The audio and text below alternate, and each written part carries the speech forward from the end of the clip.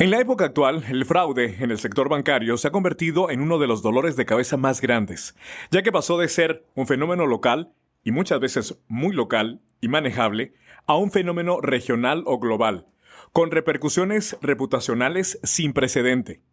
Las antiguas bandas locales o defraudadores solitarios se han convertido en altas organizaciones internacionales distribuidas en países como China, Rusia, Europa del Este, Brasil, por mencionar algunos. Cada uno con equipo de alto nivel en áreas de hacking, marketing, ingeniería social, entre otros. Mientras la banca ha sido muy reactiva a este fenómeno en función del riesgo producto y canal, por lo cual el tener una estructura consistente e integrada ha sido un desafío cada vez más grande. Y esto lógicamente porque la velocidad del negocio lo pide. Pero por lo mismo se ha hecho imperativo la creación de marcos de trabajo que se respeten y sean la guía para evitar pérdidas, tanto financieras como reputacionales, que nadie quiere tener. Todo esto mientras la experiencia del cliente sigue siendo clave en todo esto. Plusty presenta Mundo Financiero Seguro, el podcast que le trae a usted lo último en las tendencias en la prevención y gestión de crimen financiero. Mundo Financiero Seguro. Entrevistas con líderes de opinión y expertos que compartirán valiosa información sobre lo nuevo en la industria financiera.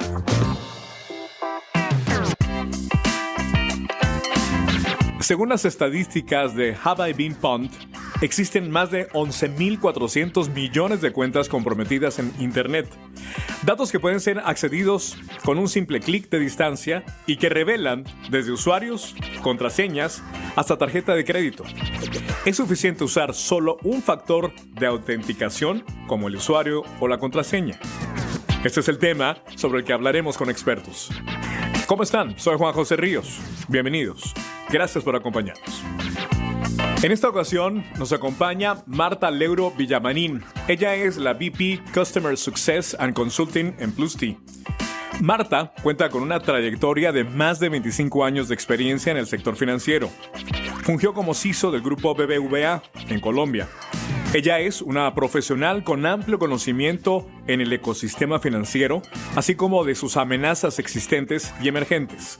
Su experiencia internacional como consultora y participante activa de varios comités de seguridad, incluyendo Visa y CELAES, se han traducido en estrategias efectivas en la lucha contra el crimen financiero. Marta, gracias por acompañarnos. Adicionalmente, está con nosotros Giovanni Castellanos, que es productor de este podcast y hoy mi coanfitrión. Él es VP de Ventas y Marketing de Plusty. Giovanni es un experimentado tecnólogo que ha dedicado los últimos 13 años al entendimiento del fenómeno del fraude y cómo combatirlo a través del uso activo de la tecnología. Giovanni cuenta con especializaciones en Malasia, Ginebra y España. Giovanni y Marta, actualmente se habla de fugas de información que algunos incluso dicen han superado los 11.000 millones de registros a la fecha, que están disponibles en alguna forma vía el dark web u otros mecanismos. Además, la firma Price estima pérdidas en el 2020 de 42 billones de dólares en el acumulado de 24 meses. Incluso algunos opinan que eso podría ser solo la punta del iceberg. En su experiencia en el sector y con las interacciones a lo largo de los países con los que trabajan, ¿cuáles consideran ustedes es el top 5 de los fraudes más apremiantes a atender? Bueno, en la actualidad lo que se ha visto en las diferentes geografías y bancos, en su orden, pues obviamente son los incidentes cibernéticos. El phishing está con un 42%, la suplantación de identidad con un 28%, el envío del malware el 14% y los fraudes en medios de pago el 16%. Y obviamente estos son los responsables de las tipologías de fraude más apremiantes. Para mí, en su orden, podría ser el onboarding, que es el fraude que se hace por suplantación de identidad, en donde aprovechan los millones de robo de información que acaba de mencionar Juan José, y adicional también la ingeniería social, en donde con engaños, pues obviamente consiguen que el cliente entregue sus credenciales y sus usuarios. Y este onboarding, pues esta suplantación en el onboarding puede ser presencial o digital. Entonces, ese para mí es uno de los más apremiantes, seguido por el fraude en créditos.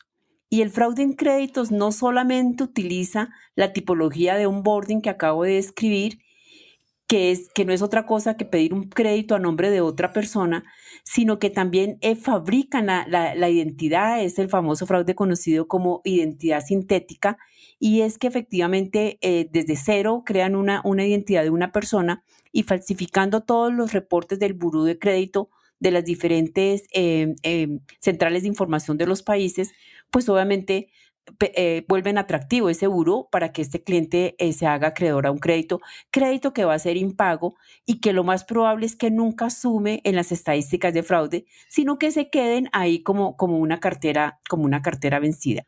Otro tema para continuar describiendo lo que está pasando en créditos, que para mí es muy grave, es que a partir de que los bancos fundamentan la aprobación de los créditos en los burós que tienen estas compañías en cada uno de los países, pues están borrando la información o la están cambiando, la adulteran. Entonces un cliente que tradicionalmente es una mala paga, que tradicionalmente ya tiene un buró de crédito que no sería objeto para beneficiarse de una tarjeta o de un crédito de consumo, pues efectivamente lo modifican y de esta forma, pues nuevamente las entidades financieras confían en él y se están llevando de esta manera nuevamente los créditos como impagados cuando realmente son fraudes en crédito. Entonces, para mí el segundo más apremiante es ojo con el fraude en créditos. Y podría seguir con el fraude con tarjetas en e-commerce, en donde pues obviamente usan esos datos que previamente se han robado para adquirir bienes y servicios. Pero bueno, comparto pues este top 5 con Giovanni. Gracias, Marta. Siguiendo pues en la misma línea, uno de los desafíos que hemos visto continuamente hoy en la industria es el mundo se volvió digital, ¿no? Derivado de todo este fenómeno, la plataforma de pago se mueve a internet, se abre una experiencia online, y esto ha hecho que claramente la banca empiece a digitalizar, a transformar digitalmente sus canales, y se abre una oportunidad interesante para todo lo que es el escenario de account takeover, en inglés, de la usurpación de cuenta, y mucho por lo que comentas, Juan José, o sea, más de 11,000 millones de registros que están publicados en el dark web o de alguna forma que es muy fácil conseguir información a través de mecanismos como phishing y ingeniería social. Esas son mecanismos que al final esa información que se roban va a terminar en un fraude.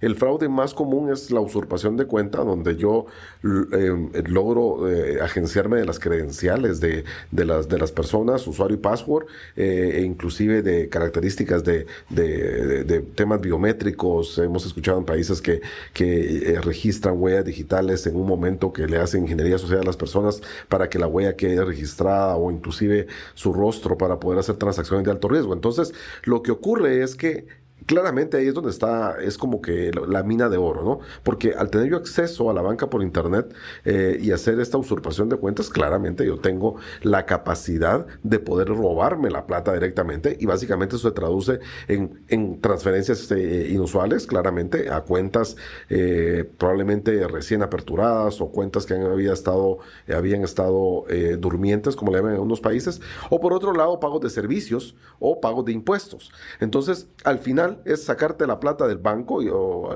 el account takeover es sacarte la plata del banco a través de agenciarme de tus credenciales que se han obtenido mediante mecanismos, ya sea que yo compré la base de datos, que yo tenga mi propia compañía, y me refiero a compañía, mi infraestructura, haciendo phishing, haciendo llamadas telefónicas. Hoy es muy común, hay un número por ahí de 700% se ha incrementado en los últimos 2 trimestres el fraude telefónico, donde la gente hoy te llama, porque hay call centers especializados llamándote para pedir información, y la gente, todos estos entrantes en el ecosistema de este mundo digital, pues son muy ingenuos y tienen que dar su información, y te dan información que pues es de alto valor, y eso claramente termina haciendo fraude. Eso ya alguien lo va a tomar, usurpa la cuenta y termina cometiendo el ilícito. Entonces son los fraudes que sin duda alguna pensaríamos nosotros que están como muy en el top ahora mismo, los que mencionaba Marta, la parte de e-commerce, el tema de onboarding, el tema de usurpación de identidad, todo lo que es usurpación de cuenta, son de lo que más vemos continuamente liderando por mucho y con un crecimiento sostenido en el último año principalmente, pero esto ya venía, ya se había creado la infraestructura de alguna forma porque la banca estaba empujando a los usuarios a irse al mundo digital, pero claramente el fenómeno que vivimos donde nos vimos de la noche a la mañana envueltos en un mundo digital, pues obviamente la gente antes no había usado la aplicación del banco, la tiene que usar, no había entrado en internet a utilizar el banco, lo tiene que hacer y con mucha ingenuidad. Uno de los desafíos más grandes que sin duda alguna esto está trayendo a las instituciones financieras es lo que se le llama la brecha digital, el desconocimiento del uso de las nuevas tecnologías, y ahí es donde está la oportunidad para los defraudadores.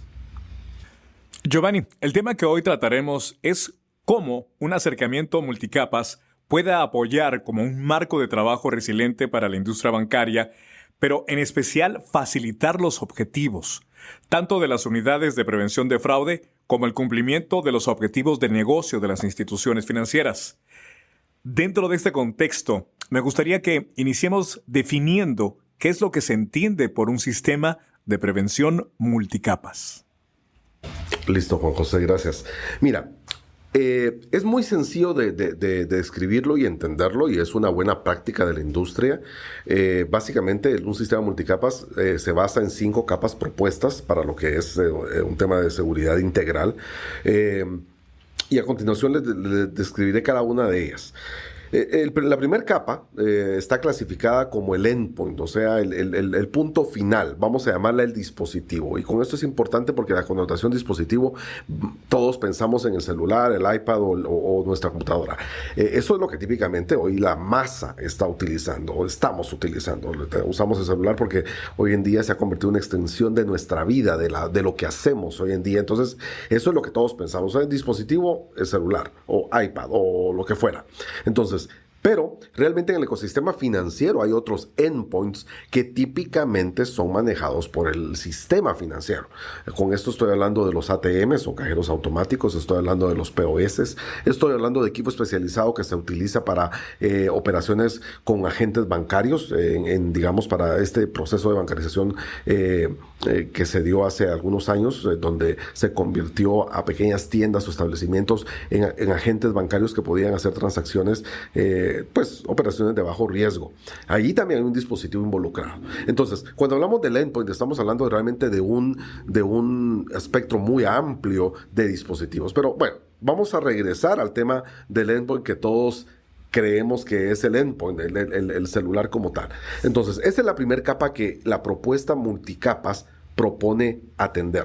Tenemos que atender de la puerta de entrada. Y la puerta de entrada está asociada al dispositivo, la cual claramente hay que plenamente identificar las características del mismo, dónde está ubicado, cómo se está comportando, si el dispositivo está siendo manipulado. Para esto hay mecanismos para hacerlo, ¿no? Pero esta es la primera capa.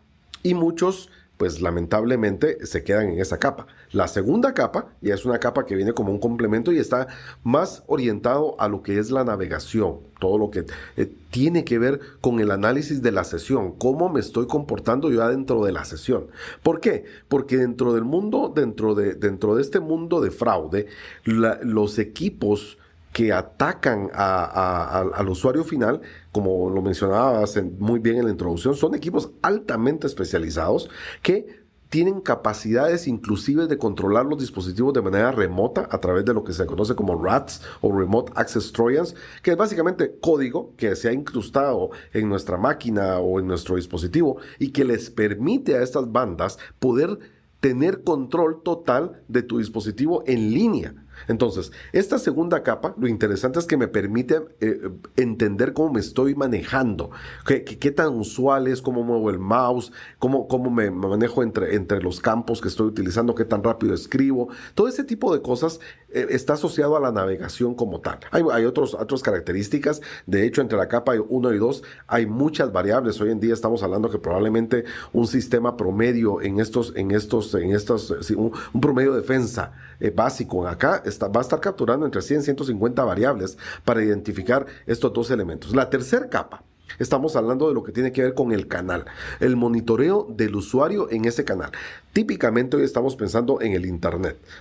Hablamos de móvil o hablamos de un tablet o una portátil, claramente entramos a la banca por Internet y pues como tal lo digo, por Internet. Por lo tanto, el canal que estamos monitoreando es cómo se comporta ese usuario en Internet. Aquí tienen cosas que ver como, por ejemplo, la red que está utilizando, si está utilizando una VPN, por dónde viene, de qué país viene. Las redes, y cuando me refiero a las redes, me refiero a todas las redes que están involucradas en el proceso. O sea, no pensemos únicamente en el tema de Wi-Fi, que es lo que estamos pensando, que de por sí eso ya es altamente riesgoso, las Wi-Fi públicas o las redes estas inalámbricas públicas, sino que también viene la red de telefonía pública. Hay varias capas, varias redes que se están entrelazando entre sí para poderme llevar al Internet. Entonces, ahí estamos hablando de la tercera capa. Luego viene una capa, la 4 y la 5, que aquí hay una diferencia interesante. De la 1 a la 3 es lo que la industria lo considera como las capas orientadas a la detección de fraude en línea. Fraude en línea es donde digamos, la industria ha definido todo lo que es fraude a través del canal de Internet. Lo vamos a definir de esa forma. Pero en la capa 4 ya es una visión empresarial de fraude. Básicamente, con una visión empresarial de fraude, estamos hablando de un monitoreo multicanal, multiproducto, correlacionado en tiempo real. Esto significa que yo tengo la capacidad de poder correlacionar una transacción que está viniendo a través del canal de Internet y por otro lado tengo la capacidad de correlacionar una transacción que está viniendo con una tarjeta, con una transacción presencial, donde yo estoy procesando físicamente con mi tarjeta. También pudiera ser una transacción administrativa que se esté dando, donde yo estoy haciendo un cambio de una firma, donde yo estoy agregando a un nuevo beneficiario. Podría ser también un cambio de un cheque. O sea, empiezo a hablar de diferentes canales, porque si ustedes vieron en los ejemplos que mencioné, hablé Internet, hablé tarjeta presencial, esto ocurre un POS, hablé de una transacción en una sucursal bancaria, que es donde típicamente hacemos estas gestiones de cambio de firmas o vincular nuevos beneficiarios en una cuenta, por ejemplo, y también hablé de un cambio de cheque, esto se da en ventanilla. Entonces empezamos a cubrir diferentes canales. Esto es lo que realmente ya empieza a tener una visión integral del cliente, porque estamos viendo múltiples canales bajo una misma óptica. Más adelante lo vamos a comentar tal vez más en detalle, pero realmente aquí participan muchos. Déjenme decirles que para la capa 1 y 2, muchas veces las instituciones tienen media docena de proveedores solo para esas capas. Entonces, claramente aquí el desafío es cómo integramos, cómo orquestamos estas soluciones para que estas capas cobren sentido. Y en la capa 5 está todo lo que está relacionado a lo que la industria le llama el Entity Link Analysis. Básicamente es todo aquello que nos habilita a hacer un análisis de relaciones. Y aquí estamos hablando ya uso de Big Data, estamos hablando de Data Mining, que generalmente son procesos que se hacen fuera de línea, para retroalimentar los modelos inferiores, porque esto ya me permite manejar grandes volúmenes de información donde yo puedo identificar ciertas o tipificar e identificar inusualidades que debo de llevar a los modelos de prevención que están funcionando en tiempo real, que son los que mencioné previamente de la capa 1 a la 4. Entonces, de una forma general, eso sería cómo describir las 5 capas o un sistema multicapa de defensa para prevención de fraude, Juan José. Gracias, Giovanni. Este 3 y 4 de agosto llega la edición número 20 del Monitor Plus User Conference, uno de los eventos más prestigiosos de la región latinoamericana que presenta conferencistas de talla internacional, para que juntos aprendamos a construir un mundo financiero más seguro. No pierdas la oportunidad de participar. Para más información, visita www.plusti.com. Continúa entonces este Mundo Financiero Seguro, el podcast de Monitor Plus. Gracias por estar con nosotros. Ahora bien, se dice en el segmento de prevención de fraude, fragmentado y reactivo, que en los últimos 25 años, cada vez que un problema surge, viene una nueva solución, generalmente aislada, con su propia política y procedimientos. Por supuesto, para atender el problema. Como resultado, los bancos parchan con diferentes sistemas y herramientas. Mientras que solo en medios de pago, los bancos pueden tener media docena de herramientas. Ahora bien, Marta, ¿por qué crees que este patrón se repite una y otra vez? Y lo peor, parece que no hay forma de romper el ciclo. Cuéntanos. Lamentablemente en las instituciones financieras los riesgos de fraude se abordan por silos. Los bancos en su gran mayoría cuentan con las áreas encargadas de las diferentes amenazas, incluso con personal altamente calificado.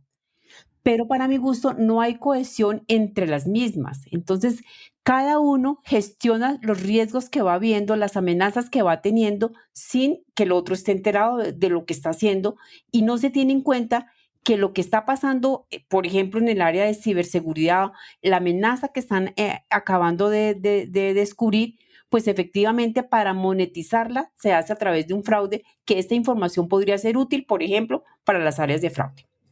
Por otra parte, es claro que las amenazas son muy específicas. Por esto, pues requieren una herramienta y un proceso para mitigar dicho riesgo. Y no hay orquestación que les permita tener una visión integral dentro de la misma entidad, mucho menos de puertas para afuera. No se comparte información. Es claro que no hay una cohesión entre ciberseguridad o seguridad de la información o seguridad física, fraude, negocio, producto, recursos humanos, por mencionar algunas, pero en realidad es un problema de toda la organización.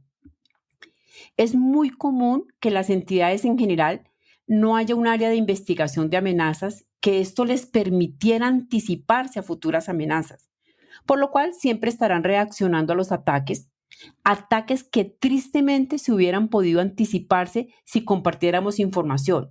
Uno, pues al interior de las áreas del mismo banco.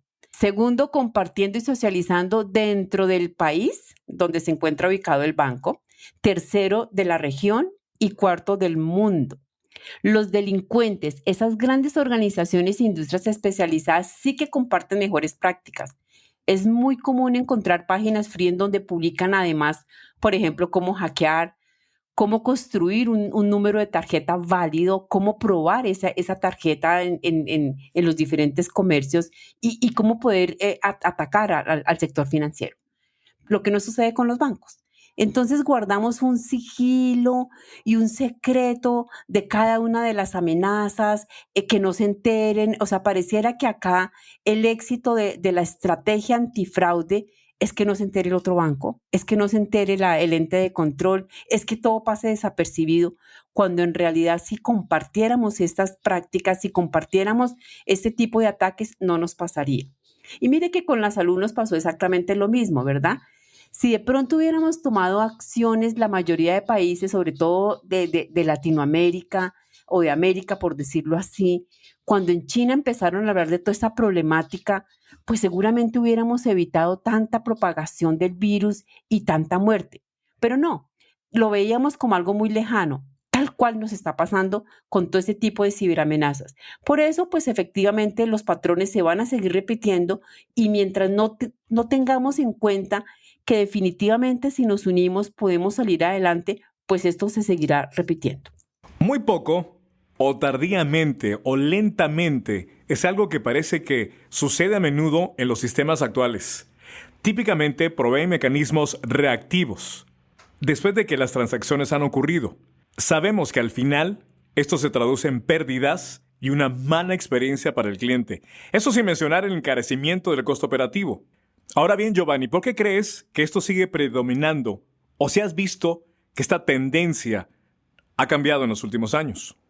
Pues mira, Juan José, interesante la pregunta que haces, porque al final, sí, se hace poco o nada a veces en el tema de prevención de fraude.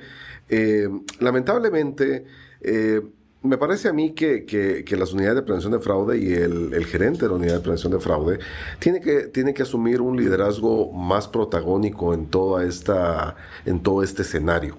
Porque parte de lo que ocurre, te voy a poner un ejemplo muy sencillo y es algo que nosotros vivimos constantemente. Básicamente, cuando un banco decide implementar un sistema de prevención de fraude, y tenemos varios ejemplos nosotros de esto, decimos, nuestra recomendación es que iniciemos desde el principio de la implementación con una arquitectura que esté orientada a detener el fraude en la primera transacción. Eso en la industria comúnmente se le llama lo que es monitoreo en tiempo real sincrónico. Esto significa que me dé la capacidad a mi sistema de poder analizar en paralelo el riesgo de la transacción y poder influir en la respuesta. Eso significa, si el sistema de riesgo, por llamarle de una forma, como típicamente le llaman de riesgo o de fraude, determina que la transacción es de alto riesgo y supera un umbral, que podría ser un umbral definido como, no sé, 1000 puntos, por ejemplo, de riesgo de la transacción, pues claramente el sistema está diciendo esto es fraude. Y al ser fraude, lo que implicaría es que la transacción debe de detenerse, por lo tanto habrá un rechazo de la misma y pues evitamos la pérdida. Ahora bien, parte de lo que ha predominado y sigue predominando en la banca, y entendemos esto, realmente lo entendemos, no es que nos queramos ir contra la razón, y es el negocio predomina. Entonces la gente de negocio va a evitar que este tipo de transacciones sean denegadas porque el pensamiento es, bueno, si mi tarjeta no pasa, por la razón que sea, yo voy a tomar la segunda tarjeta para hacer la transacción. Eso significa probablemente del banco competidor.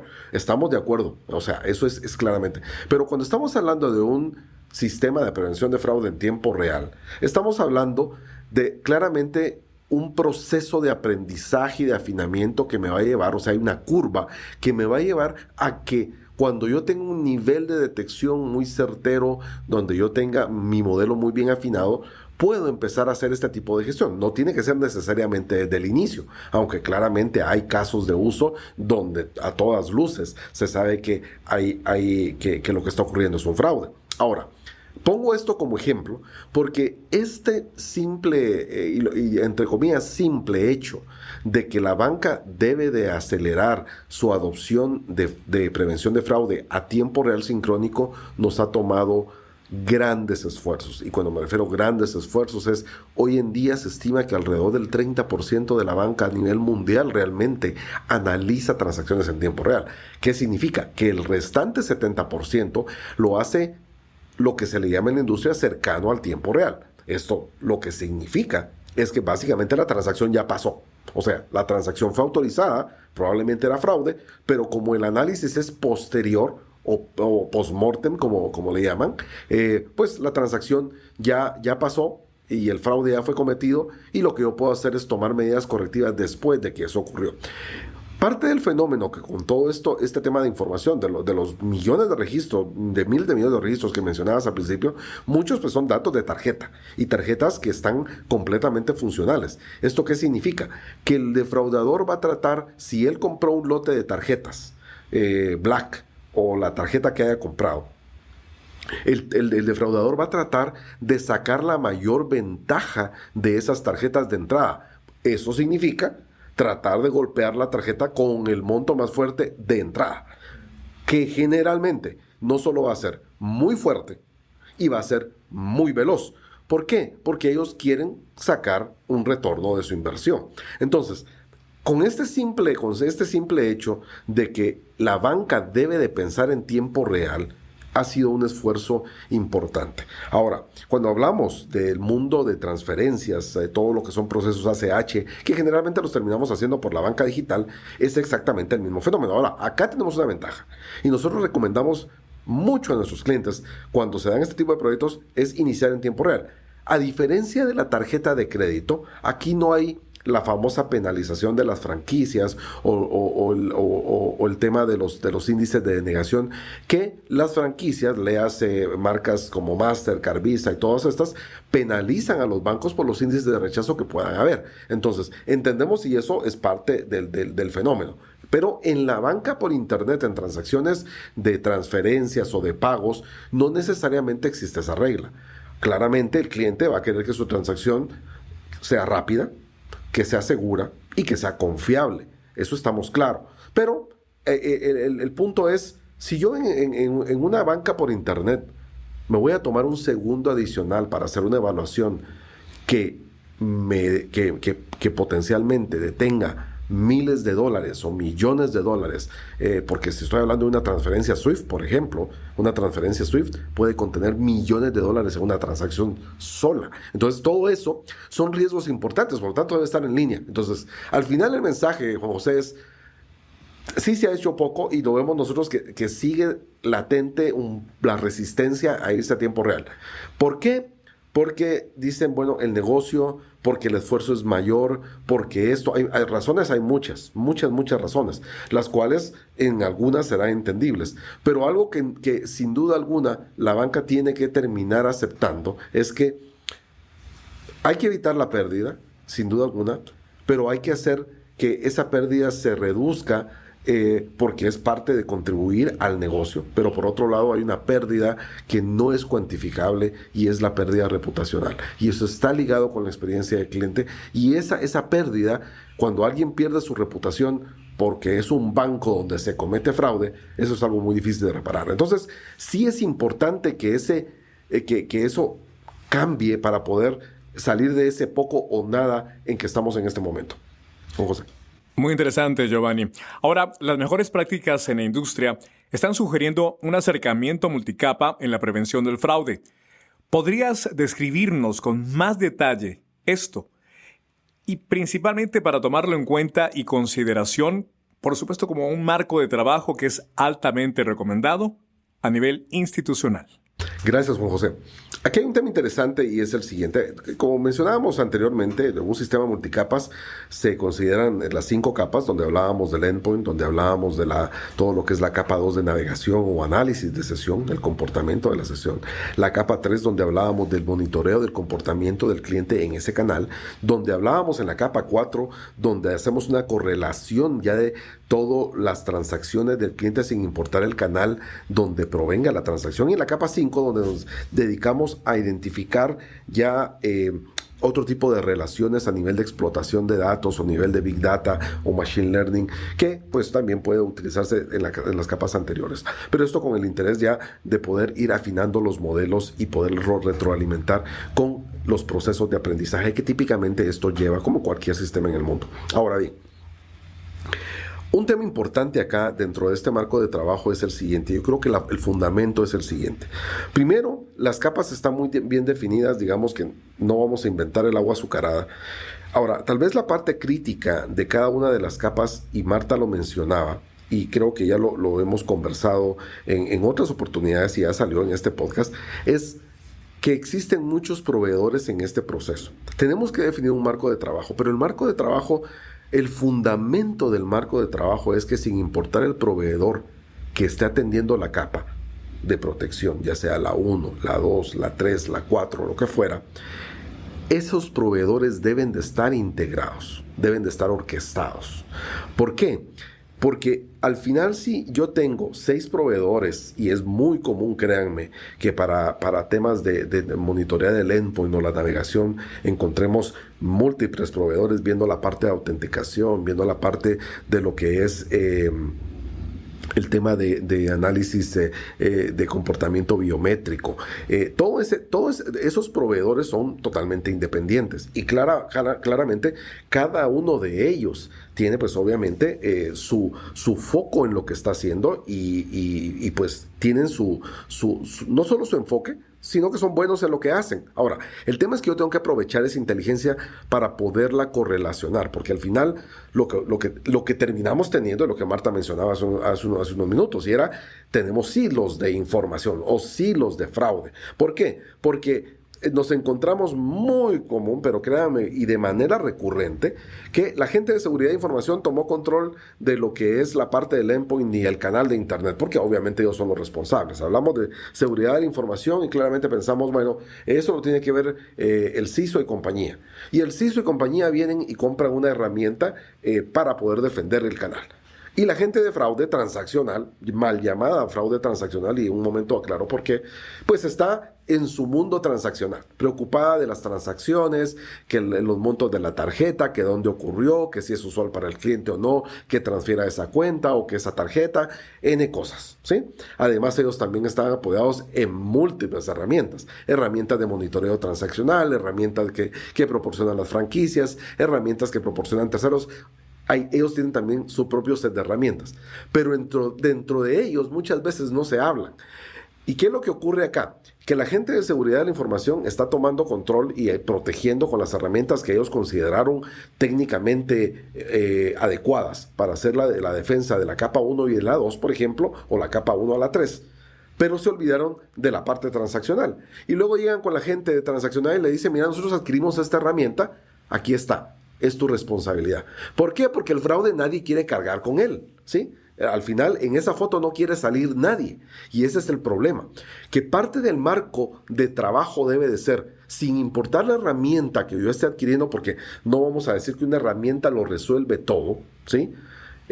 Van a haber siempre múltiples participantes en el ecosistema de prevención. Eso es parte de que damos por descontado. Ahora bien, al saber que eso existe, el marco de referencia que debe de existir es una agenda en común, donde todos los participantes del ecosistema de prevención de fraude estén debidamente enterados y homologados para poder saber que el fraude es único. O sea, el fraude, sin importar por el canal que esté ocurriendo, el fraude es único, el cliente es único. Por lo tanto, la seguridad debe estar centrada alrededor del cliente, sin importar el vendor que haya provisto la herramienta. Y eso es parte de lo que nos toca definir. Sí, son 5 capas, son 4 capas a las que les vamos a poner atención. Perfecto. Pero el punto es, esas capas están comunicadas, están debidamente orquestadas, están dentro de un marco donde la agenda de los participantes de las unidades de prevención de fraude están alineados con eso y no anda cada quien evaluando en función de lo que ellos consideran mejor. Esa es la parte más difícil. El marco de trabajo está basado en un común acuerdo de los diferentes participantes. Y ojo con esto. Si bien he mencionado solo las unidades de prevención de fraude, que generalmente es una, pero pues nos seguimos encontrando con la unidad de fraude transaccional, la unidad de fraude documental, la unidad de fraude electrónico, la unidad de fraude de tarjeta. Eso continúa siendo una realidad. No puede haber una seguridad centrada en el cliente con múltiples participantes persiguiendo objetivos diferentes. Entonces, lo más importante en este marco de trabajo, en función de la cantidad de capas que yo voy a analizar, que en este caso hemos hablado de 5, que es lo que la buena práctica de la industria recomienda, es que todos estemos de común acuerdo en el sentido de que estas herramientas, sin importar el proveedor, estén debidamente integradas, porque esto va a tener un impacto muy serio en 2 temas importantes. Vamos a maximizar la eficiencia operativa, porque en vez de tener múltiples analistas viendo diferentes consolas de alertas que no se hablan entre sí porque reportan a unidades diferentes, o muchas veces está inclusive tercerizado el servicio, entonces el impacto en la eficiencia operativa es alto. El costo hoy en día, los bancos están altamente sensibles al tema de costo. Por lo tanto, el que yo tenga el personal justo, adecuado, bien desarrollado, bien optimizado para cubrir ese universo de alertas es clave. Y el otro, el más importante, la experiencia del cliente. ¿Por qué? Porque la experiencia del cliente va a ser lo que el cliente quiere. Lo mencionaba hace unos minutos. Transacción que sea rápida, ¿sí? Que sea rápida y veloz, que sea segura y que sea confiable.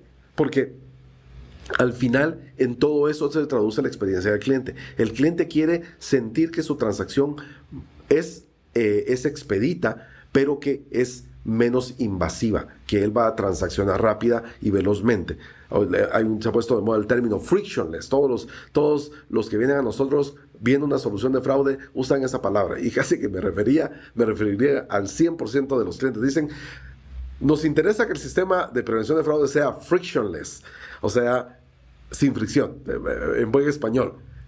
No fastidiemos al cliente, eso es lo que nos están diciendo, y estamos de acuerdo. Al cliente hay que tratarlo como cliente, no como un criminal. Esto implica un alto conocimiento del cliente, y para poder conocer al cliente debo de tener todas las capas debidamente unificadas en ese marco común de acuerdo. Básicamente, Juan José. Bueno, Giovanni, totalmente de acuerdo. Nosotros continuamos inmersos en este modelo de detección que incluye la protección en las 5 capas, como mencionabas, Giovanni, para combatir los riesgos en la banca digital, tanto móvil como web. Ya hemos visto el análisis relacional, el análisis multicanal y multiproducto y el monitoreo de este. Ahora bien, Marta, en tu experiencia como CISO y gerente de prevención de fraude, ¿cuál sería tu recomendación a los gerentes de fraude para iniciar con la evangelización de procesos de este tipo? Bueno, Juan José, yo creo que uno de los mayores retos que tiene hoy la banca es poder tener una visión integral. Lo comentamos al inicio del podcast, lo acaba también de hablar Giovanni, y definitivamente hace falta tener una visión integral de mitigación de fraude desde la organización, ¿cierto? Es responsabilidad tanto del gerente de fraude como del CISO, incluso del negocio, poder a partir de hacia dónde va el banco en cuanto a productos, nuevos canales, qué es lo que quiere lograr la banca, dónde se quiere posicionar. A partir de ahí, a partir de ese entendimiento, poder determinar cuál debería ser la estrategia de defensa. Si se logra hacer una estrategia de defensa conjunta, pues muy seguramente se van a tener mejores resultados. Es muy importante que los gerentes de fraude asuman un rol más protagónico. Hace algunos años, realmente para mitigar el fraude parecía que era suficiente construir un hábito transaccional de los clientes. Entonces, ante alguna operación inusual, el solo hecho de confirmar la transacción que había sido realizada por el cliente o que no había sido realizada por el cliente, se marcaba como fraude, pues era suficiente. Y por supuesto, claro, que eso nos ayudó a la banca, le ayudó a mitigar muchísimo el fraude. Sin embargo, pues efectivamente hoy con la salida de nuevos canales, sobre todo de la banca digital, pues ya tenemos que cubrir diferentes etapas. Ya no es suficiente el monitoreo transaccional. Ahora, porque como bien lo decía Juan José, pues normalmente se está dando después de que la transacción se hizo. Entonces, pues ya hay un efecto tarde. Entonces, pues tenemos que tener, pues obviamente, el real time. Entonces, es importante incluso también tener la calidad de cuenta receptora a la que va a llegar el dinero, y eso pues enriquece el monitoreo. Ahora con el tema del onboarding, que claramente hay muchas herramientas para poder entrar y proteger ese punto, que es uno de los desafíos que hoy por hoy tiene la banca. Entonces, la idea es que el gerente de fraude se involucre en la decisión que se va a tomar sobre la herramienta que se adquirirá para poder proteger ese punto, esa parte del proceso.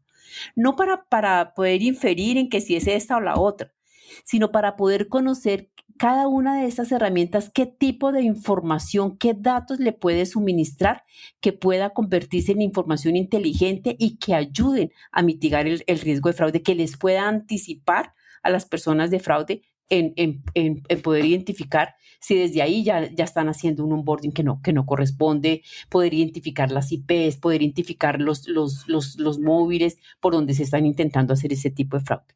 Entonces, a partir de ahí, a partir de empezar a involucrarse con el CISO, a partir de empezar a involucrarse con negocio, qué tipo de información requiere para enriquecer la partecita del monitoreo transaccional, qué tipo de herramientas cuenta, porque hoy por hoy las herramientas de fraude no solamente están dedicadas a hacer monitoreo transaccional, ya muchas están incluidas dentro del proceso de onboarding, como es el caso de Monitor Plus, que está cuidando la sesión, que está cuidando todo el flujograma desde que nace hasta que termina la transacción. Es ver esa información también cómo puede ser útil para el CISO, que les ayude a revisar. Uno de los mayores problemas que tiene el CISO es que efectivamente se analiza tanta información, llegan tantas amenazas que definitivamente en ese mar inmenso de información pues no se alcanzan a confirmar y a controlar todos los eventos,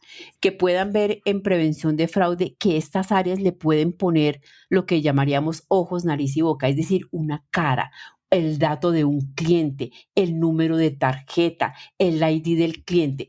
Ellos por una parte tienen una serie de amenazas, tienen unos datos de unas tarjetas que pueden estar ya en el mercado negro, unas IPs por donde estén haciendo tipos de información, pero solamente ven esa data. Si la comparten con las áreas de fraude, en esas áreas les pueden poner el nombre. Entonces, esa IP por donde se intentó hacer una conexión fraudulenta y fallida pertenece a tal cliente. Ese número de tarjetas que está por allá en el inframundo pertenece a tales clientes y se pueden empezar a hacer campañas para cambiar las tarjetas y de esa forma ir como limpiando ese tipo de información. Entonces, en la medida en que el gerente de fraude empiece a tomar este rol, este liderazgo de poder demostrar cómo puede aportar valor a negocio y cómo puede aportar valor al área de ciberseguridad, al área de seguridad de la información, a seguridad física, pues muy seguramente va a poder lograr esa cohesión o va a poder lograr, como dice Juan José, esa evangelización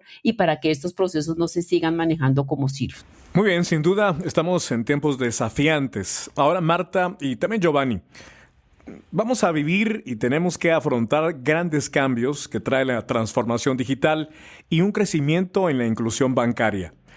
¿Cuáles serían entonces sus recomendaciones y conclusiones dentro del tema que hemos tratado en un sistema de prevención multicapas para esta época que estamos viviendo? Y me atrevo a decir, más aún para lo que está por venir derivado de esta revolución digital. Los escuchamos. Gracias, Juan José. Para mí, las grandes conclusiones de este podcast podría ser que ante estas grandes amenazas cambiantes y mutantes, pues la banca debe por fin empezar a trabajar también de manera conjunta. Primero, pues dentro de la misma entidad financiera. Segundo, dentro de su propio país. Y tercero, pues a nivel regional, de tal manera que puedan visualizar las amenazas que se están dando en la zona y de qué forma podemos, con las herramientas que se tienen, se pueden empezar a atacar. Es muy importante implementar procesos de investigación, tratar de identificar hacia dónde va la delincuencia, tratar de predecir cuál es el siguiente paso que ellos van a tener. Estoy segura que ellos sí están todo el tiempo mirando qué está haciendo la banca, qué productos va a salir, con qué brechas de seguridad va a salir, porque la demora es que un producto salga cuando ya lo están atacando. Entonces, hay que comenzar por eso. Una de las formas es compartiendo información. Primero entre las áreas, segundo entre los bancos y tercero entre las geografías. Esto ayuda pues a fortalecer, sin lugar a dudas, todo el proceso de información, todo el proceso de ciberamenazas y todo el proceso de mitigación de fraude. Otra conclusión que podría decir es que definitivamente hay que tener una cohesión, o sea, definitivamente, o sea, no solamente de los procesos, no solamente de las áreas, sino que también de las herramientas. Hay que buscar esa simbiosis entre ellas para poder aprovechar de tal forma la información que se tiene y poder, a través de la orquestación, poder tener mejores análisis, poder tener mayores insumos para poder saber exactamente cuál es el siguiente paso a salir. Definitivamente sí, pues arrancar a evangelizar a la organización, que las vulnerabilidades están ahí, ¿cierto? Que aunque se traten de forma específica, tenemos que buscar qué las une, cuál es la puntica del iceberg que las une allá para poder a partir de ahí empezar a hilar y podernos proteger un poco más. Creería yo que con esto pues dejaría ahí. No sé, Giovanni, ¿qué podrías tú agregar? Gracias, Marta. Sí, hay algo que mis hijas me han dicho siempre y es menos es más. ¿Esto qué significa? Entre más participantes tengo yo en un ecosistema de prevención, vamos a decir multicapas, pues obviamente puedo hacer más. Cuando a mí me toca integrar múltiples participantes, y estoy en este momento refiriendo únicamente a proveedores dentro de un ecosistema puramente de prevención, es más complejo y muchas veces ineficiente. Esto se traduce en altos costos de mantenimiento, altos costos de operación y lo más triste es que probablemente en altos niveles de fraude por el mismo fenómeno que hemos conversado de la falta de integración, porque nos dedicamos a comprar o a parchar en función del canal o de la popularidad del producto o del riesgo, por muchas razones. Pero al final, al no estar integrado y seguir continuando con islas, al final tengo más, pero el resultado es menor. Entonces, cuando me refiero a menos es más, es lo más importante en una estrategia de prevención multicapas es realmente tener a los participantes, a la menor cantidad de participantes, cada uno con el mejor de su especialidad, pero debidamente integrados. Entonces, tal como lo hemos mencionado, hay muchos participantes, a veces en cada una de las capas. Entonces, creo que parte de las recomendaciones que nos gustaría dejar en el aire para todos los que escuchan el podcast de Mundo Financiero Seguro es, cuando yo voy a hacer una inversión, tengo que pensar si esa inversión, primero voy a tener la capacidad de integrarla, primero si realmente la voy a poder orquestar para poder obtener el resultado deseado, o va a hacer realmente otro parche en la cadena de prevención. Entonces, sí, entre menos tengamos, mejores resultados vamos a tener. Cuando yo tengo la capacidad de tener todos centralizado dentro de un control central, yo puedo tener una visión integral del cliente. Hacia eso debo de aspirar. Pero tengo que reconocerlo. A medida que tengo más puntas que integrar, más cabos sueltos que integrar, la gestión se va a complicar. Y se va a complicar a tal punto es de que van a ver, ya inclusive esto va a trascender a unidades de negocios donde va a ser aún más difícil. Ese reto para el líder de prevención de fraude, donde unificar esos criterios, es un reto muy difícil, porque muchas veces dentro de las mismas unidades de negocios se tienden a ver como competencia, porque sus objetivos, sus resultados son diferentes. Y se olvidan por otra parte que realmente el objetivo principal es hacer que el negocio crezca con la menor cantidad de pérdidas y que la experiencia sea buena para el cliente, y que en este mundo, especialmente en el mundo transformado digitalmente el que estamos viviendo, que el cliente tenga la misma experiencia tan buena en el app como en la sucursal bancaria, como en el ATM, y que eso sea seguro. Entonces, yo cerraría con eso. Pensemos siempre, menos es más. Busquemos optimizar los recursos que nosotros tenemos alimentando a la organización para obtener el mayor resultado buscado o esperado. Muchas gracias, Juan José. A ustedes, tanto para ti, Giovanni, como Marta. Y bueno, de esta forma estamos concluyendo por ahora este Mundo Financiero Seguro, el podcast de Monitor Plus, en el cual analizamos el sistema multicapas y cómo el fraude de contracargos ha otorgado reembolsos monetarios a los delincuentes, lo que por supuesto genera pérdidas a las empresas. Hemos visto y analizado cómo los pagos de varias capas pueden incluir verificación de direcciones, alertas de contracargo, confirmación de direcciones de correo electrónico, búsquedas, inversiones de número de teléfono, validaciones biométricas, códigos de seguridad del valor de verificación de la tarjeta, cómo incorporar funciones de autenticación inteligente, con por supuesto la recopilación de datos, y cómo esto aumenta la información sobre el dispositivo del usuario, permitiendo a las empresas entonces tomar decisiones más precisas sobre la validez del cliente. Soy Juan José Ríos. Gracias por acompañarnos. Hasta la próxima.